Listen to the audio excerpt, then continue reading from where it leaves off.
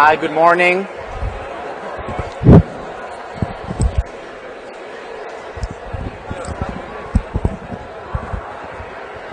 Good morning. Good morning.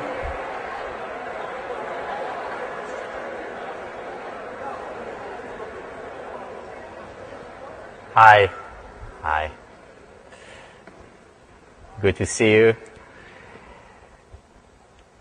Just a quick announcement before we jump into the substance, much of the essence of what this course is about in the next two lectures. If you want to have your study card or your pass-fail card, or if you're cross-registering, you can also have Sean and Jessica sign your study cards. If you can just put your hand up, Sean, and here's Jessica. So you can go to her or you can come to me. That's fine too. So, do you know what it's like when you're writing a paper and you've been reading a lot for this paper, and suddenly you have this eureka experience, this idea that you have that unifies the whole paper together? Do you know this experience? Well, you have the same experience if you're writing a book, or if you're putting together a lecture, or when putting together a whole course. So when I thought of the idea of Januszian thinking, this is exactly the experience that I had. Suddenly all the seemingly disparate ideas or I thought disconnected theories were brought together by this experience, by this idea. Who's Janus? Janus, the Roman god of beginnings and endings, the god of opposites, two heads, able to synthesize, to reconcile between seeming differences, seeming opposites. Janus also the god after which the month of January, beginning of the year, is called.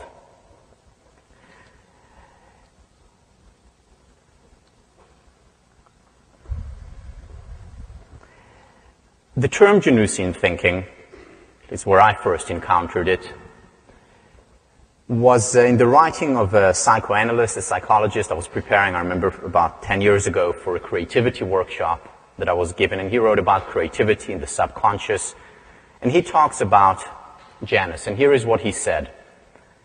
Januszian thinking is about conceiving two or more opposite or antithetical ideas, images, or concepts simultaneously. Since then, there has been also work done on intelligence by Howard Gardner from the Ed School here, showing that the great minds are able to hold seeming contradictions at the same time. What I will argue today and for the rest of the course, that it doesn't just apply to geniuses or to creative people. It has to be part and parcel of the great leaders' thinking. So in these two lectures, and throughout the course essentially, because this is going to be with us throughout, what I want to do, specifically in these two lectures, is through Janus's two heads, gain an overview of the leadership literature, a lot of the thinking going on in this area. But the second thing that I'd like to do, which is even more important, because again, the literature review you can get from articles, and you have a good article for an overview. But what I do want to begin is the process for you to assimilate this kind of thinking. Because this kind of thinking doesn't just help effective leaders, it just helps effective thinkers, period. And I think it's a certainly a useful skill to have. Some people adopt it naturally, comes to them. Other people have to learn it. I'm one of the have to learn it people. And I've learned it, and it certainly has helped me a lot. The next two lectures are more theoretical than the rest of the course. More abstract concepts. Again, there will be some overview of the literature, less applied, but it's only ostensibly so, because the ideas here, and I'll make this point throughout the two lectures, are deeply practical. And you'll be able to apply them, even though it may seem initially, well, this is an abstract concept. Always think, how can I apply this to my role as a leader, as a friend, as a thinker? So I urge you to do that throughout the course. Throughout the course, I'll do it much more for you, but here you'll have to do a lot of the work yourself. This is especially pertinent for Western thinking. Why? Because in the West, we think in either or, all or nothing, black or white, the zero or the infinite. In the East, it's less so. It's more of an and culture. The yin and the yang captures that, intertwined together. In his book, The Courage to Teach, Parker Palmer, whom we'll visit and revisit throughout the semester, a great thinker, and again, I said there is a lot of parallels between teaching and leading, which we'll touch upon. Parker Palmer talks about this either-or thinking. We see everything as this or that, plus or minus, on or off, black or white, and we fragment reality into an endless series of either-ors. In a phrase, we think the world apart. What a beautiful phrase. We think the world apart. And there are consequences. Because when we think the world apart, the world does fall apart. The consequences are beautifully captured by Yeats, the poet, who writes in his poem, The Second Coming. And I'll read just the first stanza. Turning and turning in the widening gyre, the falcon cannot hear the falconer. Things fall apart, the center cannot hold.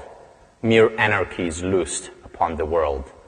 The blood-dimmed tide is loosed, and everywhere the ceremony of innocence is drowned. The best lack all convictions, while the worst are full of passionate intensity. This is what happens when there is no leadership, according to Yeats. The world falls apart. The falcon cannot hear the falconer, cannot hear its master, the leader. And he captures this by, turning and turning, no stability. What's going on? Anarchy. We need leadership. Yeats' solution, in the second stanza, is the second coming. Or in other words, what we need is a leader who will think the world together. A Janusian thinker, or rather Janusian thinkers. Parker Palmer explains how we can think the world together through what he calls paradoxical thinking. By the way, I didn't say this in this class. The PowerPoints will all be online. They will usually be online before. As of next lecture, all PowerPoints will be online before, so there's no need to copy the quotes or anything like that. Paradoxical thinking requires that we embrace a view of the world in which opposites are joined, so that we can see the world clearly and see it whole. The result is a world more complex and confusing than the one made simple by either-or thought. But that simply is merely dullness or death. When we think together, we reclaim the life force in the world, in our students, in ourselves. It applies as much to teachers as it does to leaders. Because what happens when we think the world apart, as Yeats showed us, the best lack all convictions. Dullness or death. And what we want to do is regain this conviction. And we're going to talk about conviction and belief in a cause. Probably in the next lecture.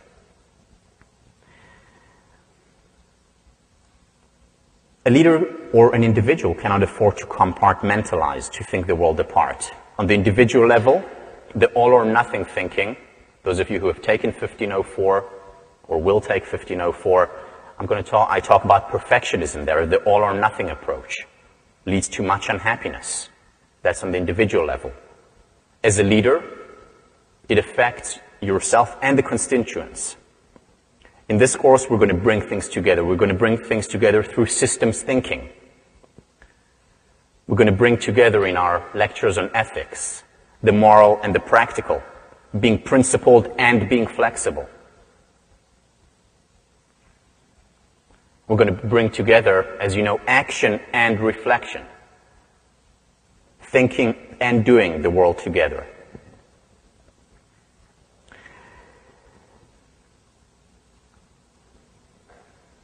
The great leaders were Janussian thinkers, whether they knew it or not. Here is an excerpt about one of the greatest, a founding father. Ben Franklin was a paradox. He fiercely believed in the power of the individual, but he was a relentless advocate for acting on behalf of the community. He believed in competition, but he never hesitated to cooperate with competitors when it was in his interest. He could be the most partisan of politicians and the most accommodating of diplomats. Think also about this great country, a paradox in so many ways. On the one hand, the most individualistic country in the world.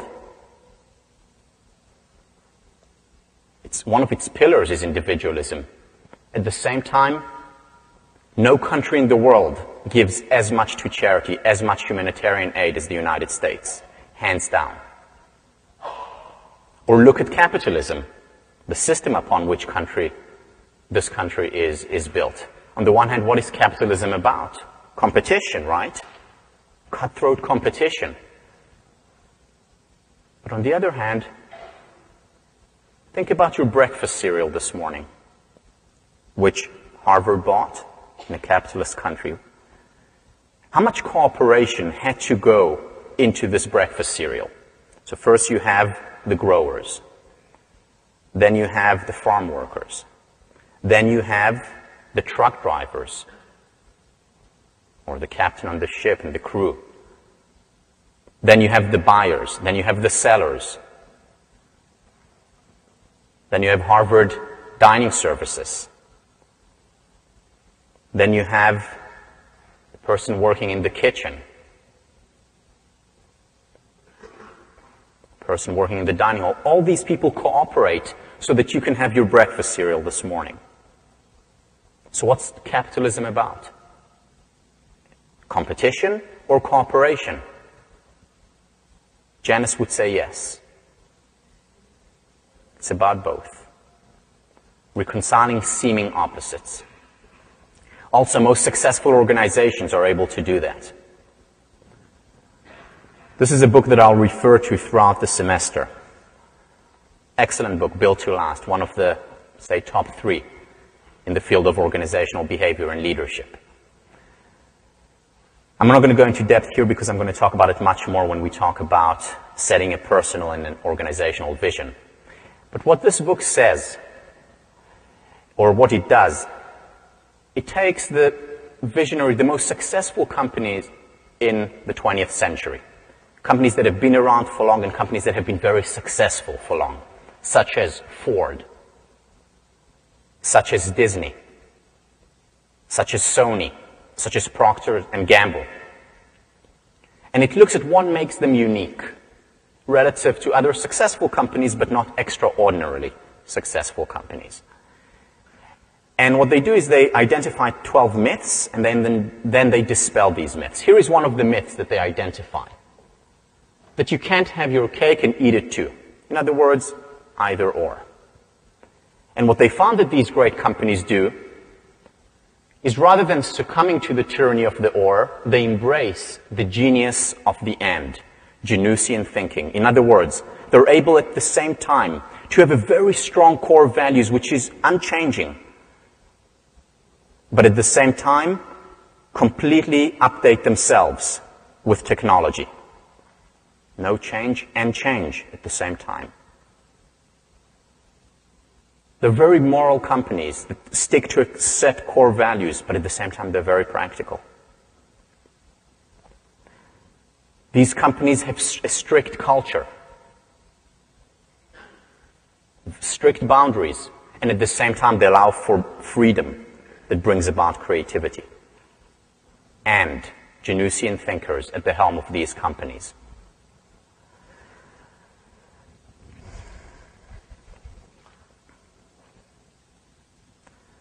The field of leadership, and actually most fields in academia, is fragmented, compartmentalized, disconnected, has been thought apart to a great extent. The thing is, though, that progress comes through synthesis. Those of you who have studied Hegel know that he talked about historical progress coming from there being a thesis, an antithesis, and then a synthesis. Or in the field of biology and philosophy, Spencer, 19th century philosopher, says that progress in every field comes through differentiation and then integration. Differentiate between seemingly opposite extremes and then integrate them. And that's when you get progress. The same in the field of leadership. So let's look at some, just 4. Again, throughout the semester, others will come up. But these 2 lectures, just 4 of contradictions within the field, and then we'll think them apart. First,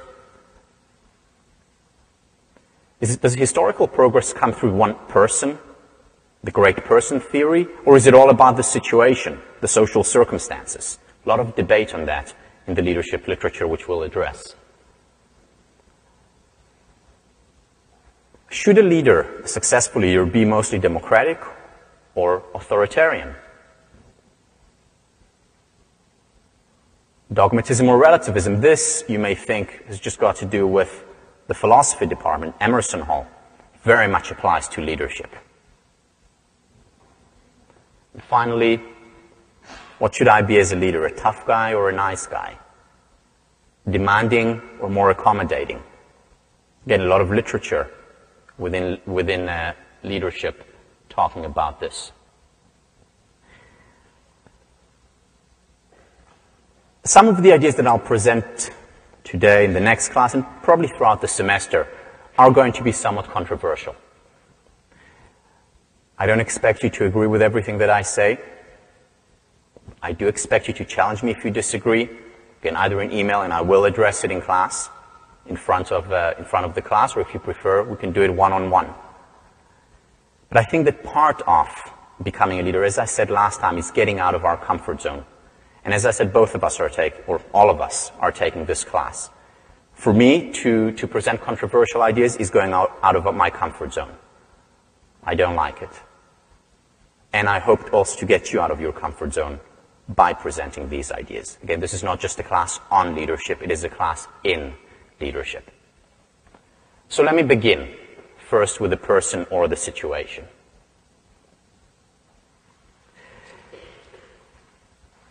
Here is one extreme of the continuum, the person extreme. Thomas Carlyle, 19th century British philosopher. The history of the world is but the biography of great men. One extreme. Let's look at the other extreme. Those of you who have been in David Ager's class, I think you looked at these.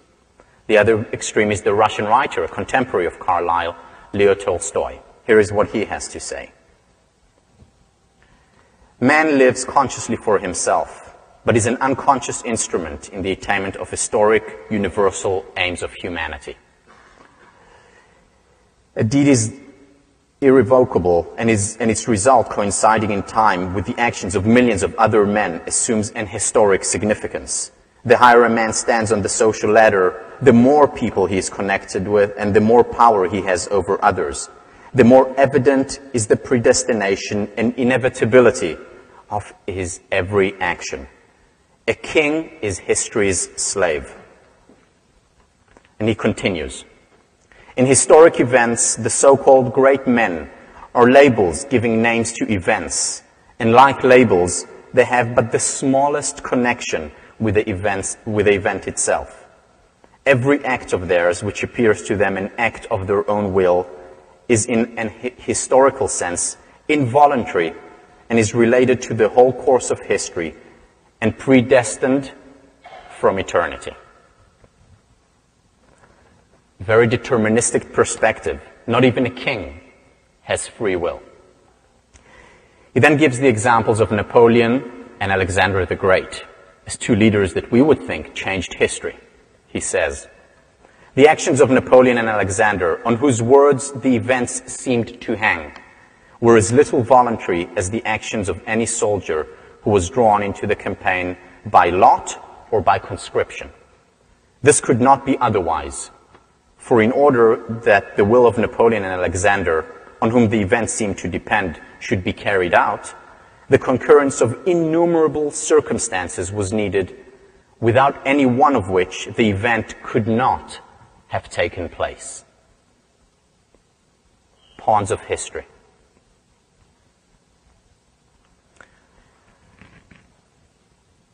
Is he right?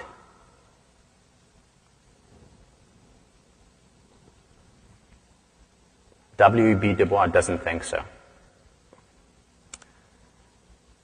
The first PhD, black PhD from Harvard University, Du Bois believed in the leaders, in the elites, in what he called the talented tenth. In a very controversial article, then and today, he wrote the following. The Negro race, like all races, is going to be saved by its exceptional men. The problem of education, then, among Negroes must first of all deal with the talented tenth. It is the problem of developing the best of this race that they may guide the mass away from the contamination and death of the worst in their own and other races. This was written in 1903.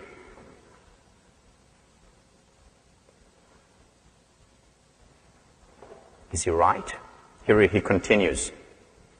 Can the masses of the Negro people be in any possible way more quickly raised than by the effort and example of this aristocracy of talent and character? Aristocracy of talent and character.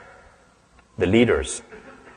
Was there ever a nation on God's fair earth civilized from the bottom upward? Never. It is, ever was, and ever will be, from the top downward, that culture filters. The talented tenth rises and pulls all that are worth the saving up to their vantage ground. Is he right? Is he right about blacks, other races, ethnic groups, other religions, other countries, society as a whole? Is it the leader that ultimately makes the difference? Or is Tolstoy right? That everyone is merely a pawn. And things would have happened anyway, with or without Napoleon or Alexander the Great, or Martin Luther King or Churchill.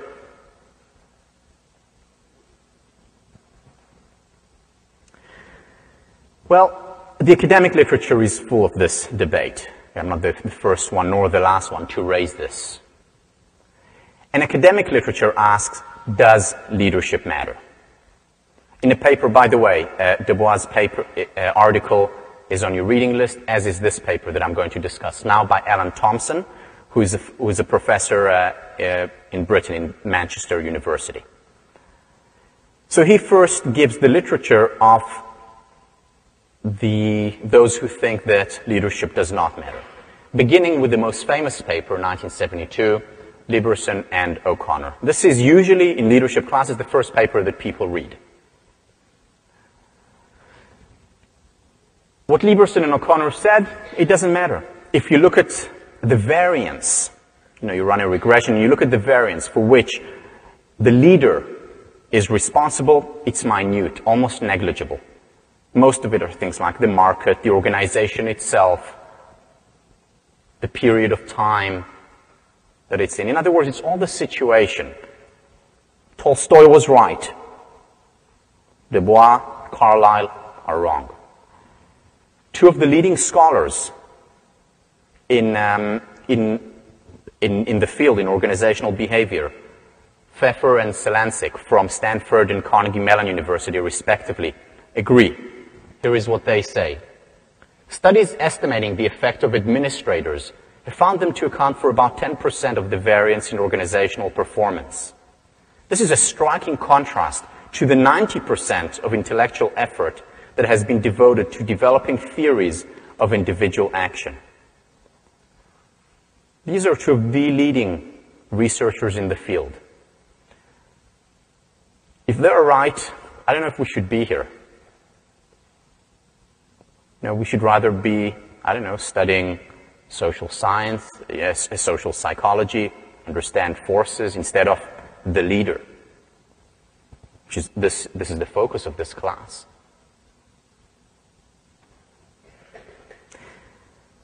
But then, Alan Thompson says no, leadership does matter. they have it wrong, or at least partially wrong. He says, yes, Liebsen, Pfeffer, they're right. Leadership makes a little difference if you look at it one way. And he distinguishes between versus within. What does that mean? If you look at organizations and you compare organization to organization, does leadership matter? Not much.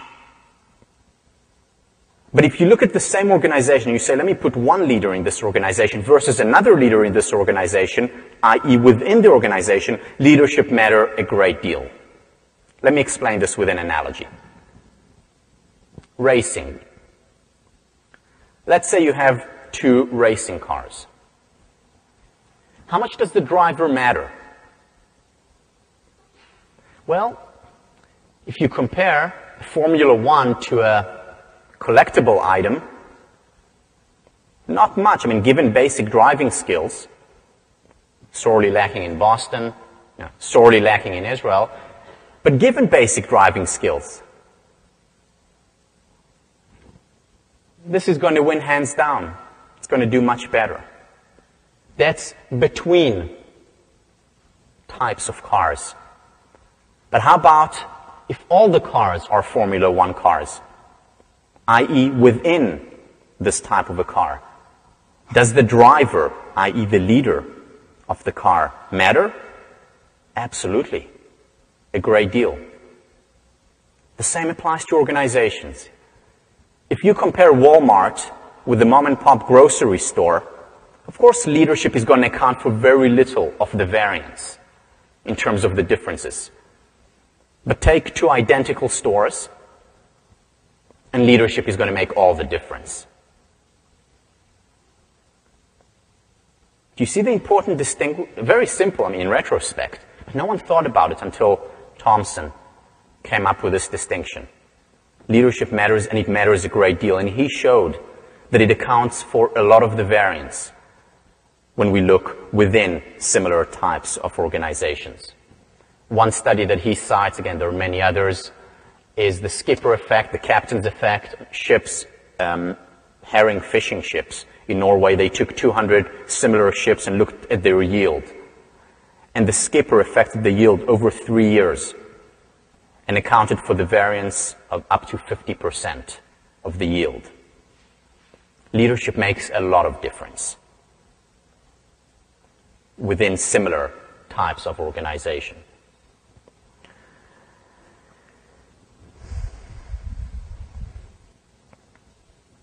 In other words, as Janice would tell us, it's not the person or the situation, it's the person and the situation. You see, both matter. There are people on the one extreme who would say it's only the person, and they suffer from what Richard Hackman would call the leadership attribution error. Everything is about the leader. That's not true. On the other hand, there are people who say it's all the situation, and that's not true either. And both have practical consequences. Because if it's all about the situation and leadership doesn't matter, it would lead the leader to passivity. Well, it doesn't matter what I do. It's going to happen anyway. Or it doesn't matter what we do because things are going to happen regardless of whether we stand up to bat or not, whether we challenge the status quo, which is difficult, or not. It's going to happen anyway. If I'm not going to do it, then someone else will. We're pawns. But there are also consequences to the other extreme. If I think it's everything about the leader, first of all, I'm going to suffer psychologically because I'm going to be thinking that I'm omnipotent and then facing up real brick walls that are out there. And also, I'm much less likely to be effective because I won't take into account the structural, societal, situational factors that a great leader needs to think together.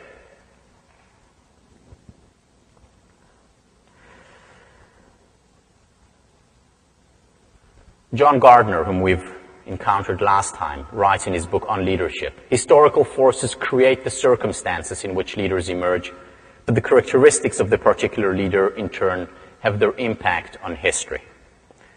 Let me read to you from his book. It's a wonderful book I highly recommend, called On Leadership, where he writes about 3 leaders. First, Martin Luther. Not Martin Luther King, rather Martin Luther, considered the father of the Reformation movement, who in the 16th century basically changed the course of Western history. Here is what he says. By the time Martin Luther emerged, the seeds of the Reformation had already sprouted in many places. But no one would argue that the passionate, charismatic priest who nailed his 95 theses to the church door was a puppet of history. Historical forces set the stage for him, but once there, he was himself a historical force. Gardner then goes on to talk about one of the most celebrated heroes of our era, Winston Churchill. He says, Churchill is an even more interesting case because he tried out for leadership many times before history was ready for him. After Dunkirk, England needed a leader who could rally the British people to heroic exertions in an uncompromising war. And the eloquent, combative Churchill delivered one of the great performances of the century. Subsequently, the clock of history ticked on and, with the war over, the voters dropped him unceremoniously. When a friend told him it was a blessing in disguise, he growled, "If it is, the disguise is perfect." Forces of history determined his rise and fall, but in his time on the world stage, he left a uniquely Churchillian mark on the course of events. Let's get a taste of this uniquely Churchillian mark that changed history, that possibly saved the world. Here is a brief excerpt from his biography on a DVD. Lights. This is how he spoke to the country during the first period of extreme terror. We shall defend every village, every town, and every city. And we would rather see London laid in ruins and ashes than that it should be tamely and abjectly enslaved. And again after the fall of France. Let us therefore brace ourselves to our duty. So bear ourselves that if the British Empire and its Commonwealth last for 1,000 years, men will still say, this was their finest hour. The Battle of Britain now, in which the Royal Air Force shattered Hitler's hopes of invasion.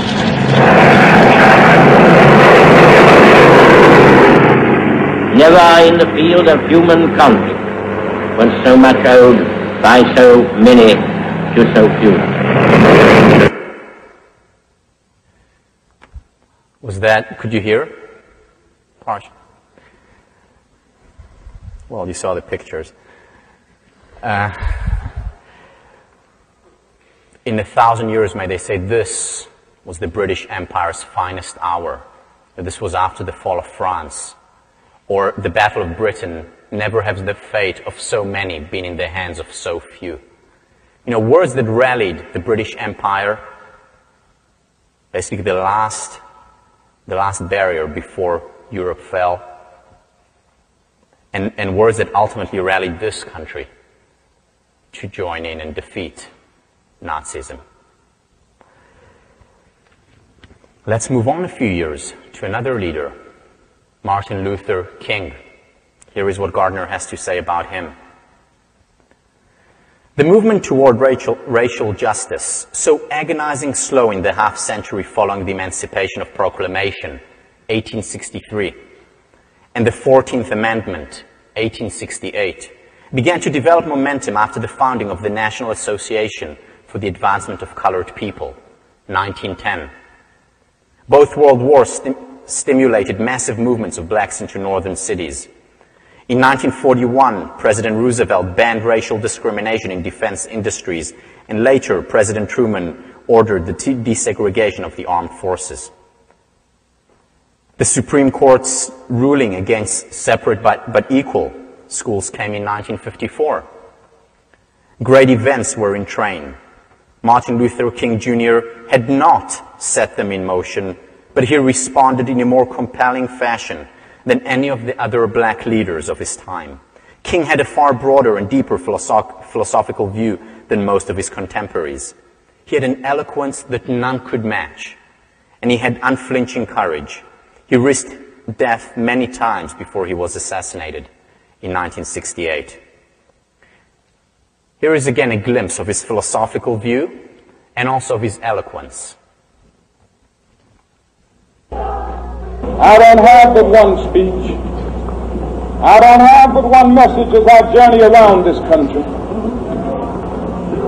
And it is a message which says that I am convinced that the most potent weapon available to oppress people as they struggle for freedom and justice is the weapon of nonviolence. Amen. For several weeks now, we, the Negro citizens of Montgomery, have been involved in a nonviolent protest against the injustices which we have experienced on the buses for a number of years.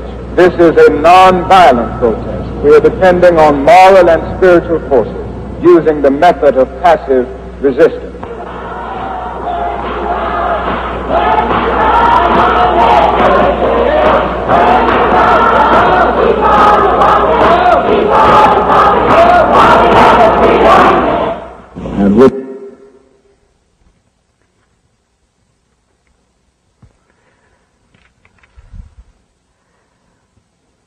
Could these people have done it without the historical forces in play?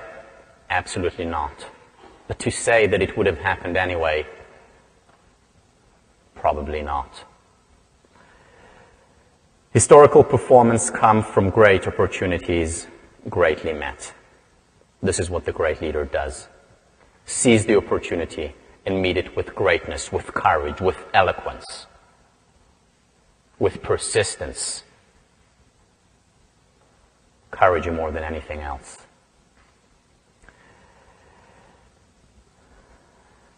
Let's look at another case study. Case of Turkey. Atatürk, who in 1923 became the new ruler of the newly formed Turkish Republic. How did he come into power? Well, the Turkish Empire had just fallen. There was a lot of discontent among the people. The people felt humiliated, unhappy. There was poverty.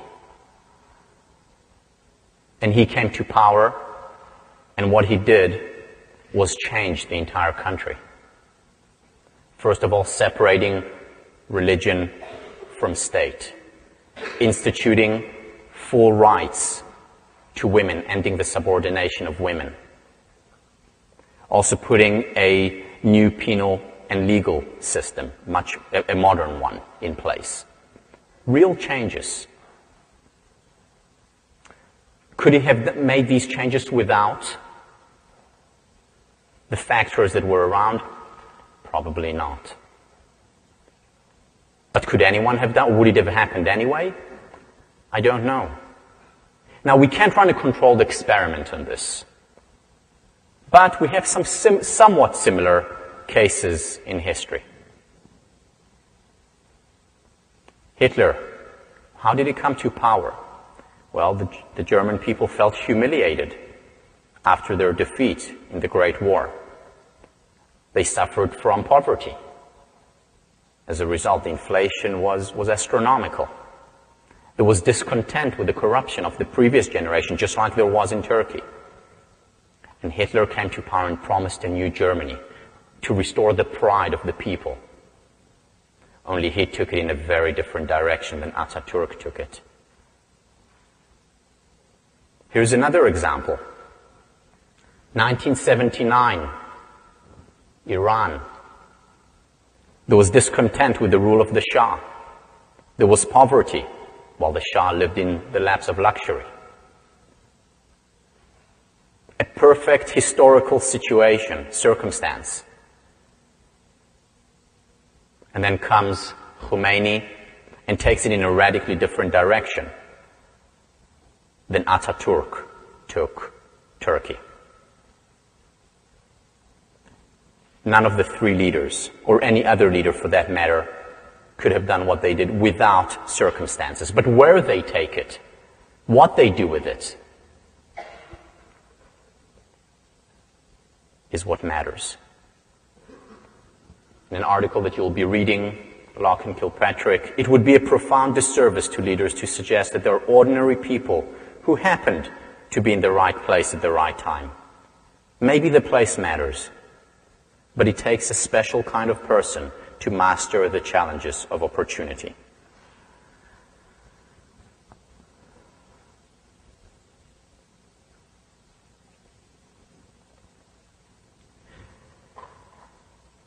Let me move on. Should a leader be democratic or authoritarian? What is better? Well, for years, the conventional wisdom was that you should be authoritarian. In fact, that's the only thing that people knew, the directive approach. That was what the king or the queen, the feudal lord, the general in the army, the industrialist, they were all oppressive dictators. The political leader. Democracy is a fairly recent phenomenon. But then authoritarianism brought a lot of harm to the world. One of them we saw in the form of Hitler, Mussolini, also communism. And then democracy came as a solution, or was brought as a solution, almost as a panacea to authoritarianism. And the person who brought it onto the scene in our field of leadership is Kurt Lewin. Kurt Lewin was a German Jew who, at the 90th minute, ran away from Hitler's furnaces. He came to the United States, just across the road here, MIT, and became in many ways the father of social psychology as we know it, of organizational behavior as we know it, and of leadership, the leadership field. And his most seminal study that basically launched many other studies on this was one where he divided, this was done on kids, 12-year-old kids, where he divided kids into three groups. A democratic leadership group where their leader participated with them in decision-making, allowed them to make some of the decisions, showed a lot of consideration to them. The second group was laissez-faire, hands-off, the leader didn't touch, let them do what they want. And finally, an authoritarian leader. The authoritarian leader determined the course of group behavior, made the decisions, only focused on getting the task done, did not show consideration for the people. The results were unambiguous. The most successful group, both in terms of productivity and satisfaction, was the democratic group. The least successful was the laissez-faire group. They were not productive, they were unhappy, and they were aggressive. The authoritarian group were productive as the democratic group, but only when they were watched. If the leader would leave for a second, productivity would slump. And also they were dissatisfied and aggressive. Democracy was seen as the panacea for everything. This is what we need to do. Even in the army, we need to institute democracy. And by the way, today this thinking is still there. I mean, look at the thinking of the foreign policy here. Democracy will solve all the problems. It's still very much part of our thinking today. They're not saying right or wrong. We'll talk about what Janice would say about this.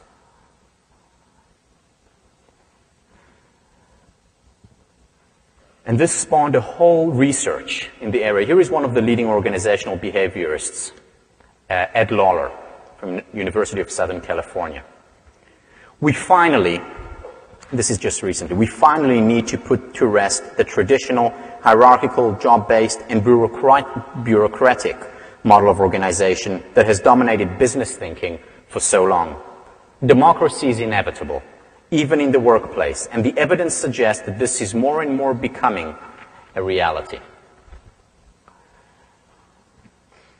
He continues, hierarchical organizations are simply too inflexible and rigid to compete effectively in today's business environment. They need to be replaced by lateral forms of organizations that rely heavily on teams, information technology, networks, shared leadership, and involved employees. Is he right? Partially. Democracy is not enough. Parker Palmer again. One sure way to miss the truth in any field is to count the votes. Had Copernicus and Galileo done so, the sun might still be circling the earth. Harry Truman. I wonder how far Moses would have gone had he taken a poll in Egypt. Good question. A leader can't just be democratic in an organization. Can't just do what the majority think is the right thing to do. Can't always invite participative type of management. Because if he does or she does, what they're being are not real leaders, but pseudo-leaders. Because a leader needs to go against the grain. At times, not always. It's not going against the grain for the sake of going against the grain. In other words, what you see is that while not every person who goes against the grain is a great leader, every great leader at some point goes against the grain. Whether it's going against the grain by sitting down on a bus where you're not supposed to sit, whether it's refusing to pay taxes to a king who you don't feel represents you, or standing up for something you believe in that's against the conventional wisdom. A leader who doesn't go against the grain is not a true leader. Again, at times, not always, because one of the most important things that a leader can do is form alliances. Identify areas where you do agree with everyone, because this is your power base in many ways. This is where democracy is good, is important. But sometimes you need to take a stand. Otherwise, all you are is a pseudo-leader. And pseudo-leaders are dime a dozen. What's a pseudo-leader? Let me give you an analogy. A pseudo-leader is analogous to a dog, running down a path, running way, way ahead of its master. But then there's a fork in the road. And what would the dog do when it gets to the fork in the road? Look back. Where is my master going to go? Oh, my master is turning right. I'm going to run as fast as I can ahead of my master. It looks like the dog is leading, but it's not leading. Similar with a pseudo-leader. Always thinking, what will make me more popular? When will people like me more? What do other people think? The others' opinions are important, but ultimately a leader, to be a real leader, has to take a stand. And sometimes that stand means going against the grain.